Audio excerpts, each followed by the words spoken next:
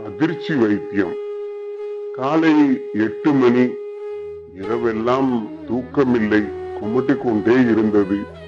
கண்களில் எரிச்சல், விழித்தாலும் இம்மைகளின் பாரம் அழுத்தியது. நடுகாலில் மனைவியின் பேச்சு குரல் கேட்டது. அடிப்பாவி, காலங்காத்தால போன் போட்டு வரவழைச்சிட்டாலோ?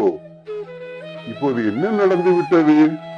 நேற்று நண்பர் வீட்டு ரிசப்ஷனில் கொஞ்சமாக குடித்து விட்டேன்.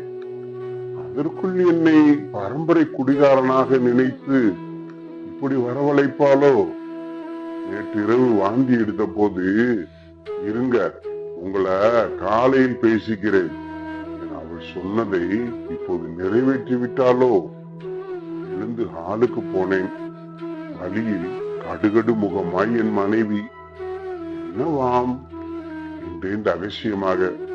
அவர் உங்ககிட்ட ஏதோ கேட்கணுமாம் என்று மட்டும் சொன்னாள். இவர் இதையெல்லாம் தட்டி கேட்டால் மானம் போகுமே, என்ன சொல்வது? யோசிக்க நேரம் இல்லை. ஆளுக்கே வந்து விட்டேன். வாங்க, எப்போ வந்தீங்க?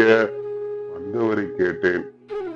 இப்போதான் மாமா, கல்யாணத்துக்கு அப்புறம் குடும்பத்தோட குலதெய்வம் கோயிலுக்கு போகணும்னு வேண்டுதல். உங்களுக்கு லீவு கிடைக்குமான்னு கேட்க வந்தேன், அவ்வளவுதான். என் மகளை கட்டிய மருமகன் சலனம் இல்லாமல் சொல்லி முடித்தார். எனக்கு ஒரு அதிர்ச்சி வைத்தியம் தந்த புன்னகை என் மனைவியிடம். நண்பர்களே, தொடர்ந்து இந்த கதையை குறித்த உங்கள் கமெண்ட்டுகளை கீழே பதிவிடுங்கள். தொடர்ந்து இது போன்ற கதைகளை கேட்பதற்கு நம் தமிழ் நம்பர் 1 ஸ்டோரிஸ் சேனலை சப்ஸ்கிரைப் செய்ய மறக்காதீர்கள் நண்பர்களே. வணக்கம்.